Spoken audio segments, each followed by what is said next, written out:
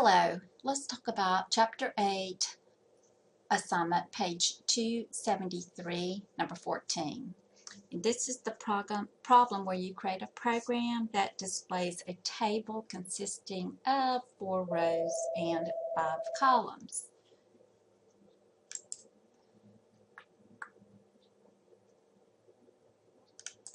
Alright guys, sorry for the pause there, so let me start back. This is the one where you're going to have rows and columns, and so if you look on the screen you have row 1, 2, 3, 4, 5, so that's what that should look like. Now I'm not going to do all the columns, but then you're basically going to multiply by 2, 3, 4, 5, and that's right. So you have, oh wait a minute, the first column is 1 through 4, sorry guys. So you have 4 rows and you're going to have 5 columns. So that should give you a hint. So what you're going to need to do, and I've now put it on your instructions, is I want you to have 2 for loops. The outer loop will control the rows. The inner loop is going to control the column.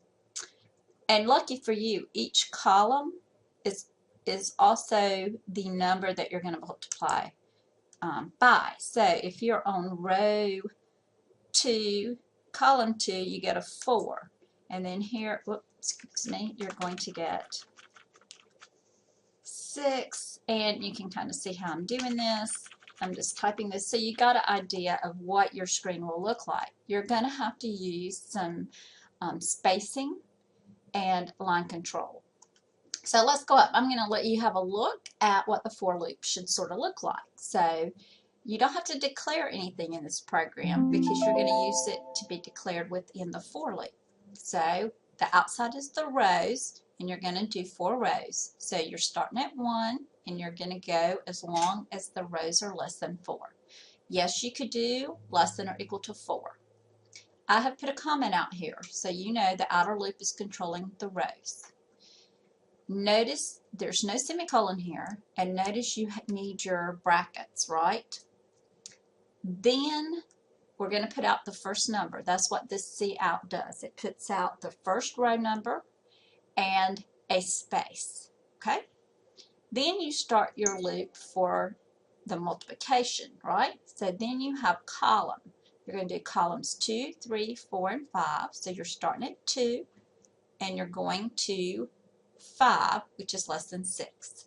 Yes, you might have less than or equal to 5 here. You're also adding 1 to the column each time. So this is controlling the columns. Each time you come through here, it's the row number times the column. Also, you're putting a space out. This makes it pretty on the screen. So your whole program is not much more than this. Again, you need to watch how you control the rows and columns. And you should start, your output should see something like this, only obviously all filled in. So I could go fill this in for you, but I'm not going to. You can work out what it should look like.